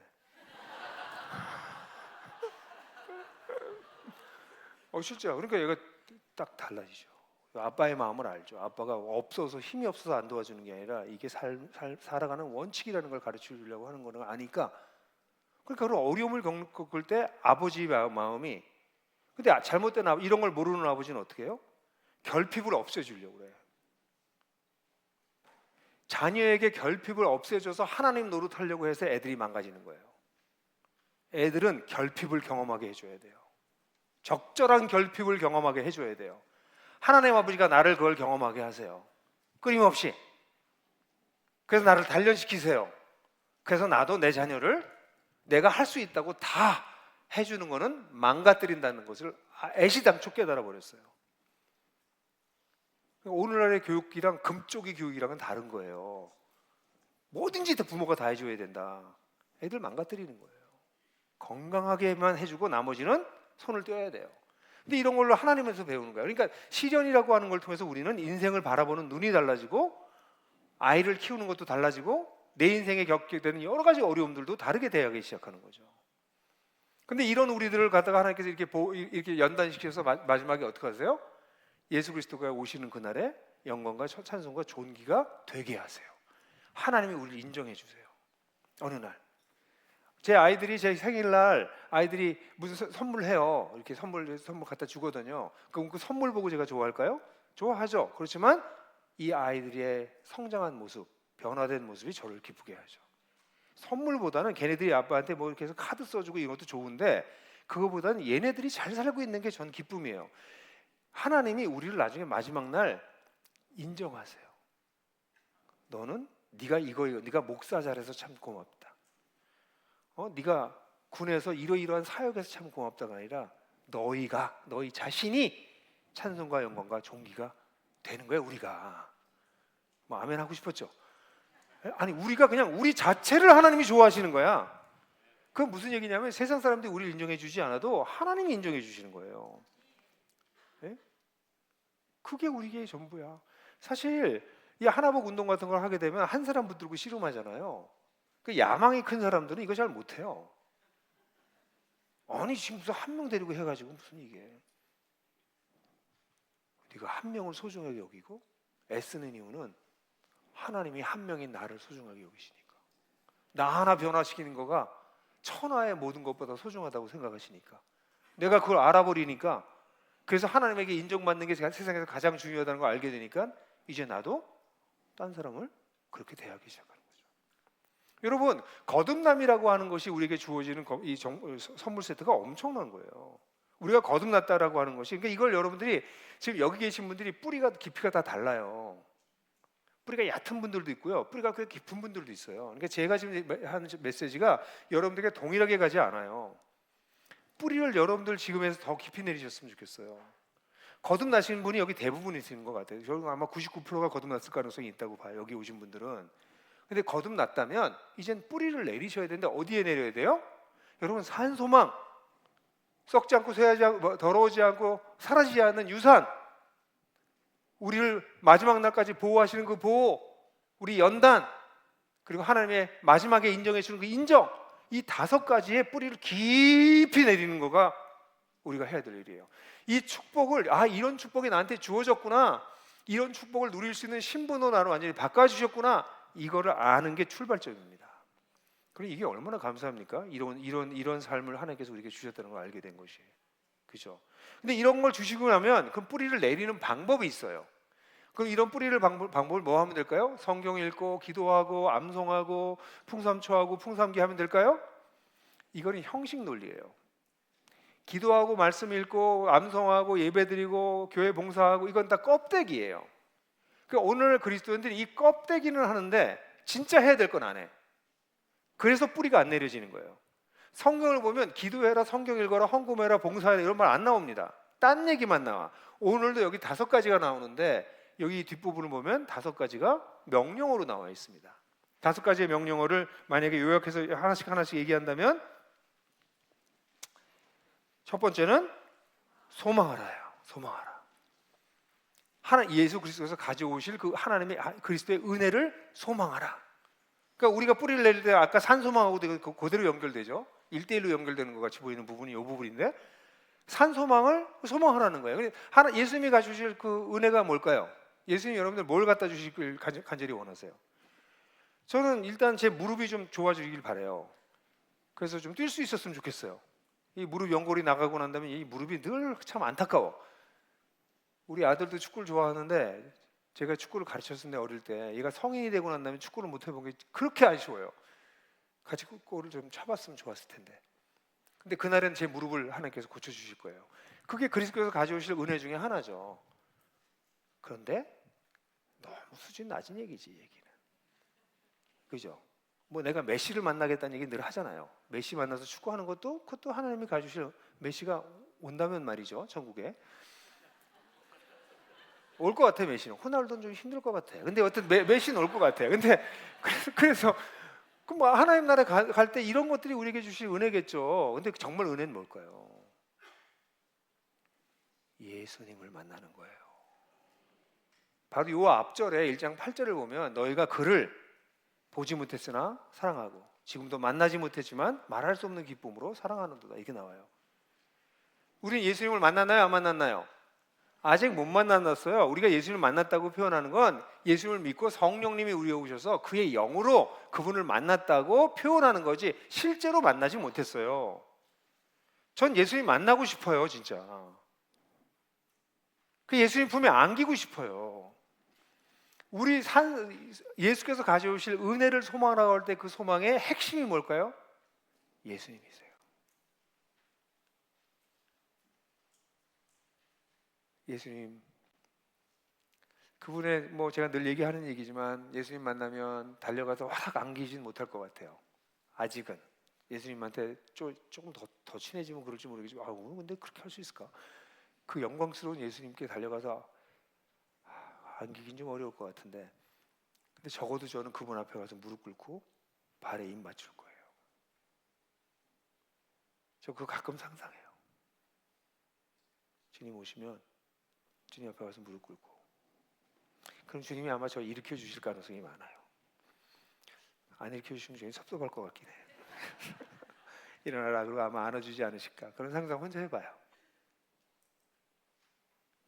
여러분, 이 땅을 살아낼 수 있는 힘은 소망이 있는 사람들이 살아내요. 제 아들이 26살밖에 안 먹은 놈인데 저한테 이런 얘기를 했어요. 아빠, 내가 이런 사람 저런 사람 많이 만나봤는데 내세의 소망이 선명할수록 치열하게 사는 것 같아. 오, 자식이 많이 컸네. 예? 내세의 소망이 선명한 사람일수록 이 땅에서 치열하게 삽니다. 내세의 소망이 엉터리인 사람들이 이 땅에서 도피하면서 살아요. 적당히 살아요. 내세의 소망이 선명해지면 선명해질수록 이 땅의 삶은 치열해집니다. 그분을 만나기 위해서, 부끄럽지 않게 그분을 만나고 싶어서, 그분을 만날 때 많은 열매를 가지고 만나고 싶어서, 그분을 만날 때 변화된 모습으로 만나고 싶어서. 그래서 산소망을 우리가 추구하는 거예요. 예수를 믿으면 이걸 해야 되는 거예요. 근데 예수를 믿으면 이거 하는 게 아니라 땅의 것을 소망하게 만드는 게 오늘날의 탐욕적 기독교예요. 예수를 믿으면 땅에서 이것이 되고 저것이 되고 이렇게 될 것이다. 아니, 예수를 믿으면 우리는 산소망을 갖고 그 소망을, 예수께서 가주실 은혜를 소망하는 것이 기독교의 출발점인데, 이런 건 전부 다 미사려구고 땅의 것을 얻는 탐심을 부추기는 종교가 되어버려서 기독교는 이렇게 오늘 힘을 잃어버리는 거죠. 첫 번째 원리가 뭐라고요? 소망하는 것. 두 번째 뭐예요? 하나님의 아버지가 거룩하신 것처럼 우리도 거룩해요. 거룩이라고 하는 건 아까 1장 이미 다 나왔다고 그랬죠. 1장에서 성령의 거룩하심을 인하여서 택하심을 받았다, 그렇게 얘기를 해요. 거룩하게 되는 게 뭐예요? 그분을 닮아가는 거예요. 그분처럼 되는 거예요. 모든 영역에서 하나님처럼 되는 거예요. 여러분, 세상에 인간이 추구할 수 있는 최고의 거가 뭐라고 생각해요? 하나님을 닮는 겁니다. 여러분들이 뭐 군 장성이 되고 별을 몇 개를 다셔도 결국은 군에서 나오시게 되고요. 여러분이 돈을 아무리 많이 벌어도 그 돈은 가져가지 못하시고요. 여러분이 아무리 건강한 몸을 만들어도 돌아가실 때는 나이가 들어서 쇠약해서 돌아가실 거고요. 이 땅에서 여러분들이 아무리 자녀를 잘 키워놨어도 그 자녀가 여러분들이 돌아가실 때는 아무런 도움을 못 줘요. 근데 죽을 때 내가 하나님 앞에 가져갈 수 있는 게 뭔지 아세요? 나의 변화된 인격이에요. 하나님을 닮은 모습. 그건 가지고 가요. 나의 내면이, 오해 얘기하겠지만 나의 변화된 나의 영혼, 나의 진짜 모습은 주님께 가지고 가요. 그래서 이 베드로 사도는 인생의 목표를 뭐라고 해주세요? 거룩해져라, 하나님을 닮아가라, 그렇게 얘기하는 것이죠. 그뿐만 아니라 우리가 이 땅을 살아갈 때 하나님을 이렇게 닮아가는 것, 이게 정말 핵심적인 우리의 목표라면 또 하나는 뭐예요? 경외의 가슴을 가지고 살아라. 그래서 이렇게 이 두 가지를 정말 꿈꾸기 시작하잖아요. 정말 예수님이 가주실 은혜를 소망하고 하나님을 닮아가려고 하는 그런 걸 갖게 되면, 그러면 생활의 기준이 달라져요. 경외한다는 거는요, 오늘날 말로 바꾸면 눈치 보는 겁니다. 하나님 눈치 보는 거예요. 여러분들 남편들 가운데 아내를 경외하시는 분들 계시죠? 그죠? 경청하라고 그러죠? 그죠? 떤다? 경외한다? 근데 경처보다 더 무서운 분들이 진처가예요. 덜덜덜덜 떠는 게 진처가인데, 아내만 나타나면 막 떠는 거지. 그게 진처가인데, 근데 경처가든 진처가든 그 왜 그러냐면 눈치를 보는 거예요. 근데 하나님의 눈치를 보는 게 뭐예요? 하나님 사랑해서 눈치 보는 거예요. 근데 오늘날 그리스도인 눈치를 안 봐요. 하나님 눈치를. 어떤 결정하거나 행동할 때 하나님 눈치를 안 봅니다. 지멋대로 합니다. 하나님을 경외하지 않아서 그래요. 하나님을 정말 산소망을 갖고 그분을 닮아가려고 그러면 우리의 생활의 기준이 바뀌기 시작합니다. 내 기준의 핵심은 주님이세요. 경외한다는 건 그런 겁니다. 그분이 가장 중요한 결정의 기준이 되세요. 그래서 그분의 눈치를 보는 거예요. 그분을 사랑하기 때문에, 그분을 닮고 싶기 때문에, 그분을 만날 것이기 때문에 그분의 눈치를 보는 거예요. 그러니까 삶의 기준이 바뀌는 것이죠. 그리고 이렇게 되게 되면 주님이 가장 원하시는 주님을 닮은 게 뭐냐면 사랑하는 거라는 걸 알게 돼요. 아까 막 열심히 노는 친구들이 있었잖아요. 우리 박종우 형제네 가정교회. 예? 왜? 하나님이 우리를 사랑하는 걸 원하세요. 사랑을 어떻게 하는데? 같이 노는 거예요. 같이 재밌게 노는 거예요. 막 깔깔거리고 노는 거예요. 그럼 하나님이 이렇게 보시고 와, 참 이쁘다 이러신다고요. 안 그럴 것 같아요? 저희 집 애들이 같이 우리 집에서 무슨 저녁 먹고 있는데 애들 셋이서 막 만나서 깔깔거리고 놀고 막 그러면 이 자식들이 부모는 쳐다보지도 않고 자세가 저 자식들 저거 잘못 키운 거 아니야? 아빠가 그럴 것 같아요? 아빠가 얼마나 흐뭇한데 애 셋이서 서로 사랑하고 막 깔깔거리고 얘기하고 서로 자기 돌보고 막 그러면 제가 얼마나 기쁜데요. 전 아이를 키워놓고 가장 큰 기쁨이 그거예요. 우리 새 아이가 그렇게 서로 의지하고 사랑하고 우리 막내가 입양됐다고 그랬잖아요. 근데 입양된 아이를 우리가 부모가 열심히 사랑했지만 그냥 부모로서 부족한 부분들도 있어요. 근데 그 부족한 부분을 형 누나가 다 채워줘. 그래서 셋이서 같이 사는 걸 그렇게 하는 거 보면 우린 죽어도 되겠다. 얘네 셋이서 이제 잘 살겠네. 서로 의지하고 서로 도와주면 살겠네. 그걸 보면 아빠 마음이 얼마나 행복한지 몰라요. 그래서 알았어요. 하나님이 우리가 재밌게 놀면 좋아하시겠네. 그러니까 오늘 이따가도 재밌게 노세요. 깔깔거리고. 그러면서 하나님의 미소를 좀 느껴봐. 하나님 위해서 이렇게 보시면 잘하네. 그래, 그렇게 살려고 한 거야. 내가 너희를 사랑한 거지 너희도 서로 사랑해. 내가 그거 계명 하나만 줬잖아. 그죠? 근데 이 사랑이 뭐예요? 영혼을 새롭게 함으로 말미암아 너희가 위선 없는 사랑에, 가식 없는 사랑에 이르렀는데, 그러니까 진실한 사랑에 이르렀는데 거기 머물지 말고 뜨겁게 사랑하라. 뜨겁게 사랑하는 게 뭐예요? 대가를 지불하는 거예요. 시간과 돈과 에너지를 써서 사랑하라는 거예요. 응? 그렇게 사랑하면 누굴 닮아요? 주님을 닮아요. 하나님을 닮아요. 그러니까 우리의 관계에 있어서 뜨겁게 사랑해라. 그렇게 얘기합니다. 그리고 마지막 원리는 뭐예요? 지금까지 너희가 악의와 험담과 질투와 뭐 이런 걸로 살았는데 그런 에너지 가지고 살지 말고 영적이고 순수한 저주를 사모해라. 영적이고 순수한 저주이 뭘까요? 하나님에 대한 진리예요. 하나님에 대한 이야기예요. 하나님이 이 세상 속에서 하고 계신 이 일에 대한 이야기들이야. 그걸 사모해라. 그게 네 이야기가 되게 해라. 이 저주를 사모하라라고 하는 단어는 성경을 많이 읽고 암송해라는 뜻이 아닙니다. 그건 형식 논리예요. 성경과 우리 이 성경이 얘기하는 건 뭐냐면 하나님의 큰 이야기를 얘기해 주거든. 근데 하나님의 큰 이야기 속에 노예 이야기도 있단다. 이 기독교예요. 와우. 하나님의 이야기가 얼마나 큽니까? 창조로부터 세상을 회복하는 것까지 큰 이야기가 있는데 그 얘기에 너의 허접하고 보잘것없는 인생도 거기 한 구석에 들어온단다. Our small story in his big story. 그 큰 이야기 속에 나의 조그만 이야기가 들어가 있고 그게 모여가지고 하나님의 큰 이야기를 이룬단다. 그런 걸 깨닫게 되는 거예요. 이게 신령한 저지예요. 예? 그러니까 믿음이 어릴 때는 하나님이 나를 사랑하셔, 하나님이 나와 함께하셔, 뭐 이제 이런 것만 가지고 이제 신령한 저주로 삼는데 여러분들 그 수준은 아니잖아요. 다 알잖아. 하나님 나와 함께 계시는 거 알고 하나님 나 사랑하는 거 알잖아요. 그 수준이 아니라 이제는 얘기가 더 커져서 하나님이 내 이야기를 하나님의 큰 이야기 속에 집어넣으시는구나. 그런 걸 사모하라는 거예요. 그런 거를. 그전엔 뭐였어요? 시기하고 질투하고 험담하고 이건 다 뭐예요? 자기중심적 세고예요. 끊임없이. 나만 생각하니까 그런 시기, 질투, 험담 이런 게 나오는 거예요. 근데 하나님의 이야기를 생각하기 시작하면 그런 게 나의 에너지원이 아니라 나의 새로운 에너지원은 그런 걸로 바뀌게 되는 거죠. 여러분 보세요. 아까는 5가지의 굉장히 중요한 축복이 있다고 얘기했죠? 그죠?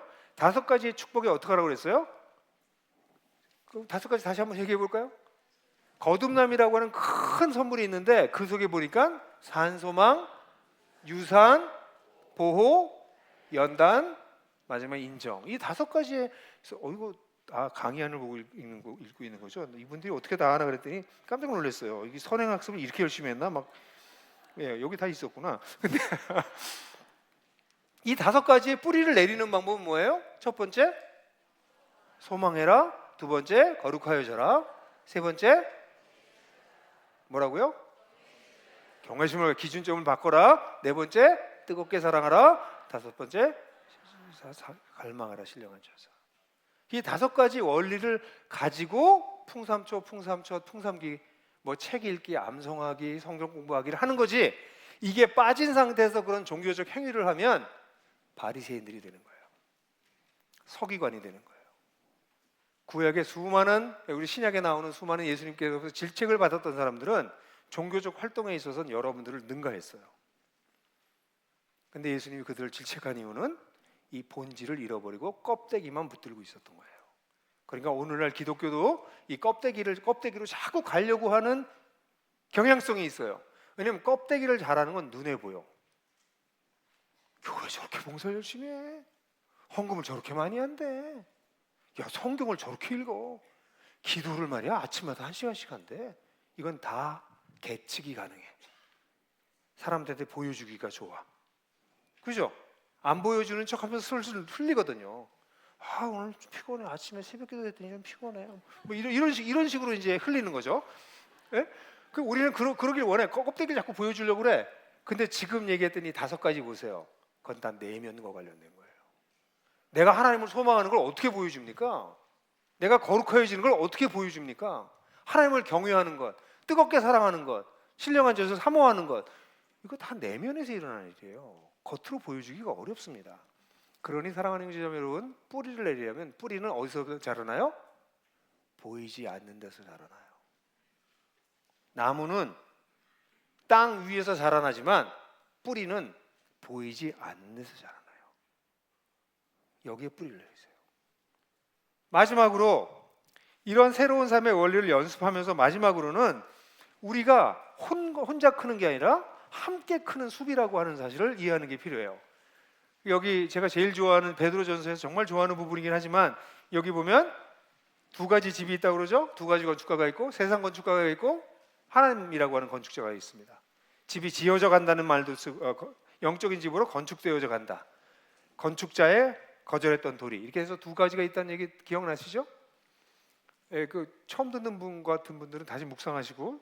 예? 그래서 이 베드로전서의 세계관은 뭐예요? 이 건축이라고 하는 단어는 특별히 베드로전서에서 의미가 있어요. 왜냐하면 로마의 주변에 살았던 정복국에 살았던 사람들이나 노예나 뭐 보통 사람들이나 약간 로마 시대에 살았던 사람들은 로마의 건축물에 기가 찔렸어요. 로마 제국을 드러내는 방법 중에 하나가 이 건축물이었어요. 그래서 여러분 도시마다 가면 로마에는 뭘 세워요? 콜로세움을 줘요. 콜로세움이 로마의 영광을 나타내고요. 콜로세움과 한다면 그다음에 뭐가 있어요? 신전들을 짓습니다. 그다음에 총독의 관저를 져요. 로마에는 당연히 황제의 관저가 있습니다. 어마무시한 관저가 있어요. 이런 건축물을 통해서 사람들이 기를 막 이렇게 기가 빠지는 거야. 생각해보세요. 지금도 뉴욕이나 뭐 우리 여기 도시나 서울도 와보고 막 이러면 큰 건축물들 보면 대단하지 않습니까? 와, 이런 게 있냐? 이 자본의 힘이 얼마나 대단하냐? 그 위에다 자기 이름 트럼프 막 이렇게 써놓고, 그것도 되게 웃겨요. 어떻게 거기다 자기 이름을 쓸 생각을 하지? 사람이 얼마나 천박하면. 어쨌든 아니 자동차 좋은 차 타고 다니면서 거기다 김영국 이렇게 쓰는 거랑 비슷해. 이거 내 거다, 김영국 거다. 너무 웃기지 않아요? 근데 어쨌든 간에 근데 사람들이 그거 가지고 그냥 부럽다, 이제 저런 펜트하우스에 살아야 되는데. 그런 건축물들이 사람들을 막 기를 죽이고 있는 거예요. 그런데 베드로서가 뭐라고 얘기하고 있어요? 그 세상 건축가들이 짓는 거야. 너희들은 10몇 명이 모여서 자기 집에서 모여서 예배드려. 신전도 없어, 신상도 없어, 제사장도 없어, 불과 연기도 없어. 그냥 10몇 명, 20명도 안 되는 사람들끼리 모여가지고 예배를 한쪽에 찌그러져가지고 예배드리고 있어. 비자도 없어, 임시 체류자야. 얼마나 자기가 별 볼일 없다고 느낄까? 이게 지금 제가 느끼는 느낌이에요. 이 세상을 보면서 이 거대한 세상, 우리 목줄을 쥐고 막 흔드는 강대국들, 경제가 어떻게 될지 모르겠는데 지금 테크놀로지는 막 발전하고 있고, 도대체 내가 여기 와서 하고 있는 게 이게 무슨 일인가? 여기 지금 사람이라도 많으니까 인간적으로 괜찮은데 우리 가정교회 10명 데리고 막 예수 믿고 지금 막 벌벌 성장하고 있지만 제가 보기엔 벌벌 기는 거거든요. 그런 애들이랑 뭐 내가 뭐 하나, 이게 가지고 무슨 하나님 나라가 무슨 일이 벌어져, 이런 생각을 할 수 있지 않을까? 여러분들도 그러지 않으세요? 내가 하는 일이 도대체 이 거대한 세상 속에서 무슨 의미가 있나? 사역자들도 이런 분들이 많아요. 교회가 작으면 다 기가 죽어가지고요.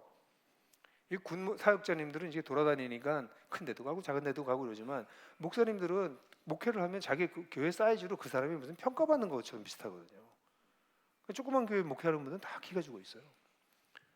그럴 수밖에 없어요. 뭐 경제적으로 어렵고. 그리고 우리가 하고 있는 일이 너무 작은 거예요, 세상에 비해서. 그게 로마에 있었던 그리스도인들을 동일하게 느끼고 있었던 거예요. 이 거대한 건축물을 짓고 있는 이 로마 제국에서 우리는 뭐냐? 근데 베드로가 뭐 얘기하고 있어요? 너희들이 신령한 집으로 지어져 가고 있어. 영적인 집으로 지어져 가고 있어.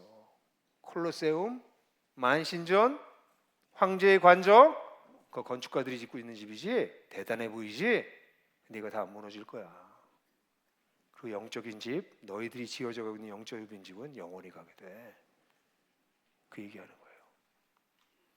우리가 굉장히 작아 보이잖아요. 근데 실제로 보세요. 로마 제국은 무너졌습니다.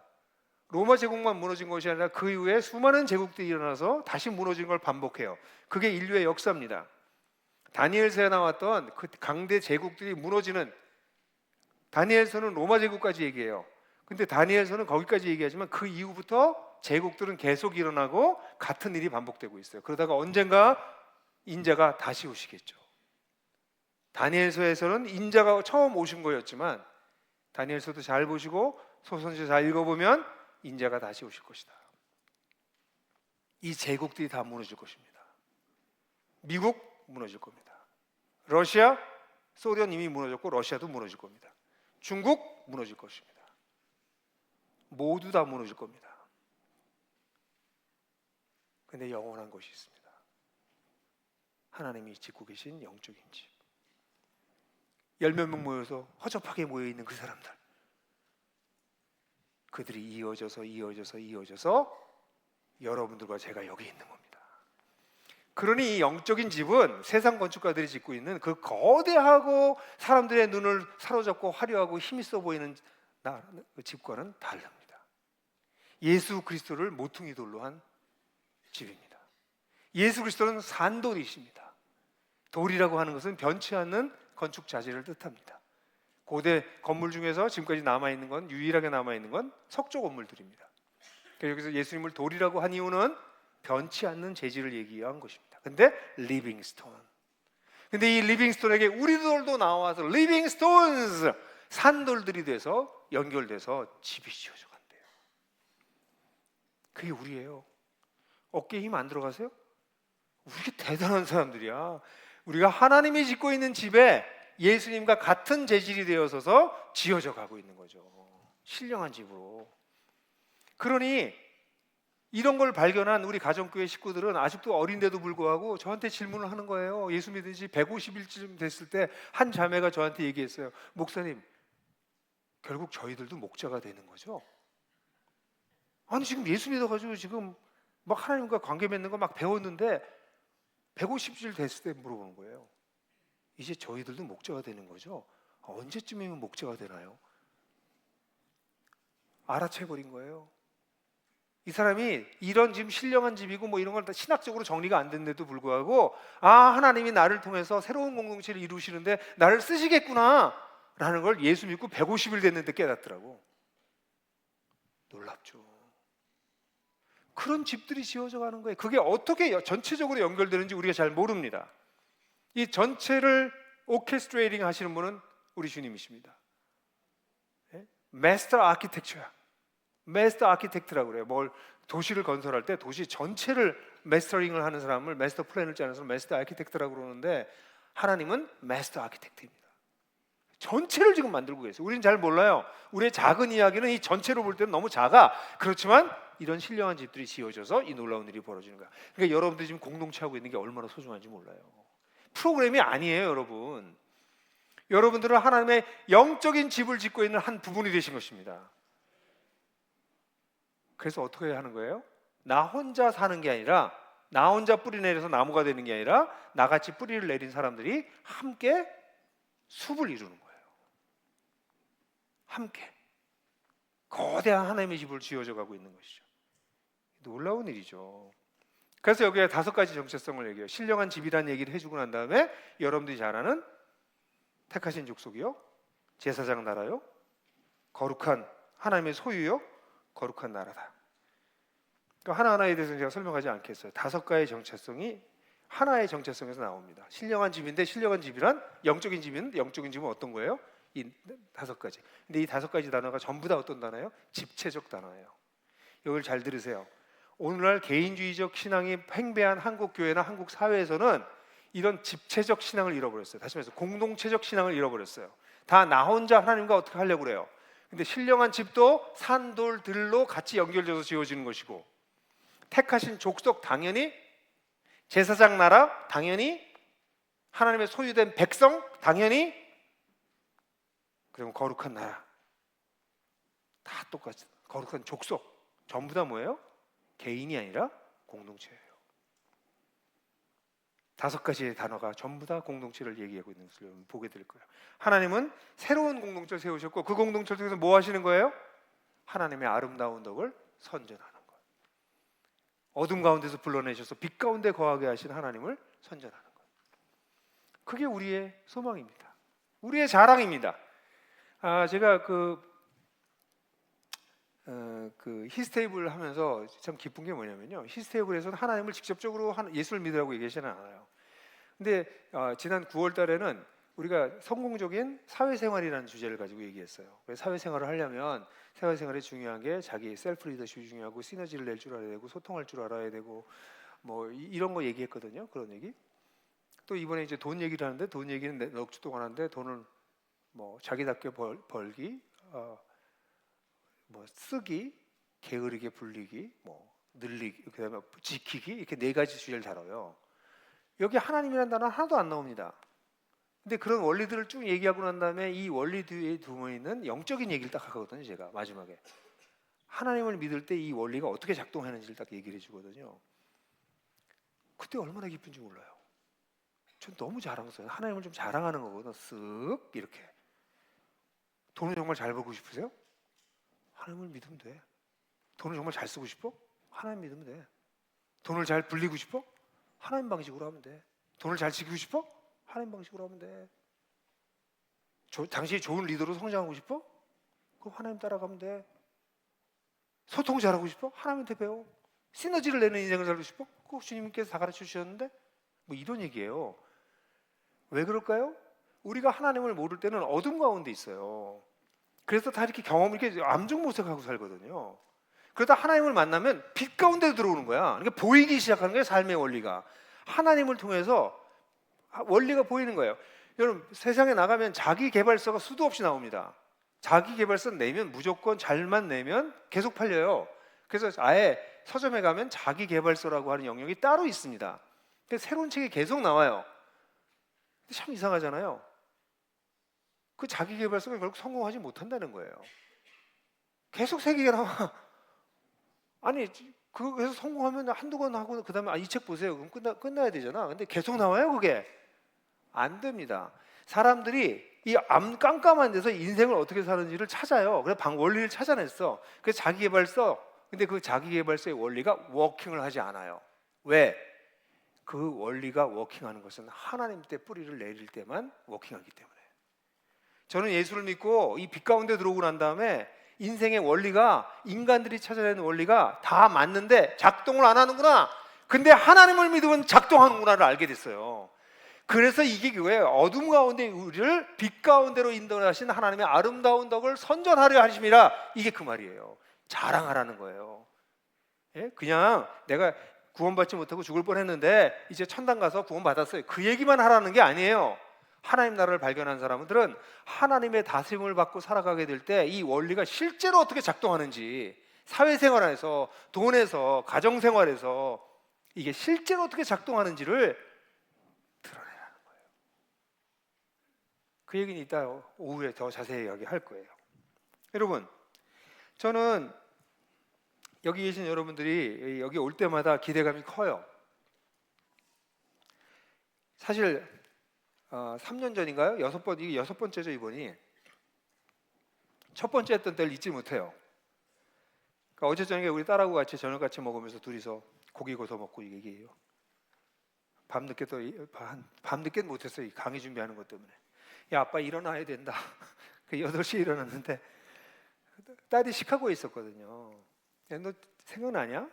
그 3년 전에 아빠가 호텔에서 유튜브로 송출해가지고 그것도 뭐 있어, 그 분이 있어, 한 분이 그거 꼭 해야 된다고 막 하셔가지고 I got your back.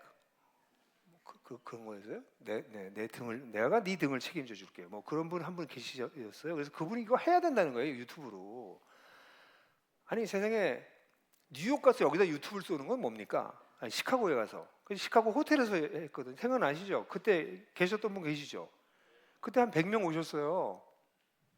근데 이게 지금 6번째 하면서 지금 350명까지 오늘 늘었거든요. 이것도 참 신기해요. 근데 이 모임이 저한테 너무 소중해요. 왜냐면 여러분들은 단순히 설교를 듣고 소비하는 사람들이 아니기 때문에. 저는 설교를 듣고 소비하는 수많은 사람들을 알고 있어요. 소비하는 거예요. 컨슈밍 하는 거예요, 그냥. 근데 여기 있는 분들은 그걸 살아내려고 하잖아요. 컨슈밍이 아니라 리프로듀싱 하려고 그러잖아. 재생산하려고 그러잖아요. 나한테 흘러 들어왔던 이 놀라운 거를 내가 먹고 떨어지는 게 아니라 이걸 잘 누려서 누군가에게 흘려보내겠다, 리프로듀싱 하겠다는 거잖아요, 여러분들이. 그러니까 여러분들은 저의 동역자죠. 저는 컨슈머 크리스찬이 너무 많아진 것 때문에 어떤 때 좀 힘들어요. 왜냐면 내 설교를 듣고 그냥 좋다, 좀 짧으면 좋겠다, 뭐 그렇게 생각하고 가거든요, 집에.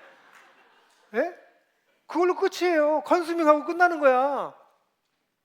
근데 이런 청중은 실제로 구하기가 어려워요. 만나기가 어려워요. 제가 여기 매 오는 거가 저한테 어려움이 사실은 아니고 영광이에요. 왜냐면 여러분들은 이걸 가지고 살아내려고 하니까. 소비하는 사람들이 아니라 재생산하려고 하니까. 그래서 여러분들은 저의 동역자고 저는 여러분들의 동역자가 된 게 자랑스러워요. 근데 이 길을 계속 가시려면 오늘 베드로 사도가 주고 있는 이 중요한 원리를 놓치지 마세요. 모든 건 거듭나면서 시작돼요. 근데 이 거듭남에는 5가지나 되는 오중 축복이 있어요. 이 오중 축복이 내 거가 되려면 5가지의 원리에 따라 살아가면 돼요. 근데 이거 혼자 살아가지 마세요. 우린 5가지의 집체적, 공동체적 정체성을 가진 사람들이에요. 제가 이걸 자세히 얘기하지는 않았지만 제 책에도 있고 다 들으셨을 테니까 그렇게 살면 우린 동역자로 굳건하게 서서 우리 인생을 살아가게 될 거라고 생각하고, 이 모임은 머지않아 저 위층까지 사람들이 앉게 될 것 같다는 불길한 예감이 그런 생각이 들어요. 왜냐하면 재생산이 일어나고 있으니까. 동지들이 계속해서 일어나고 있으니까. 그래서 어느 날 군 전체에 하나님 나라의 복음을, 하나복이라는 단체가 아니라 하나님 나라의 복음으로 군의 성도들을 세우고 교회를 세우는 일이 편만하게 일어나는 일이 일어날지도 모르겠다 하는 기대를 하게 됩니다. 너무 감사하고 다 같이 한번 기도 한번 하겠습니다. 이 시간에 기도할 때는 여러분들이 하나님께 감사했으면 좋겠어요. 오늘 설교를 들으면서 우리가 받은 축복이 얼마나 큰지, 우리가 갖게 된 5가지 원리가 얼마나 놀라운지, 우리가 새롭게 갖게 된 정체성이 무엇인지, 이런 걸 가지고 다 같이 하나님께 특별히 감사드려야 될 부분을 붙잡고 하나님께 하나님 감사합니다. 그렇게 감사의 기도를 다 같이 드리겠습니다. 같이 기도하시겠습니다. 아버지 하나님, 이 시간에 정말 주님께서 같이 해주셔서 이런 놀라운 일을 해주셨습니다.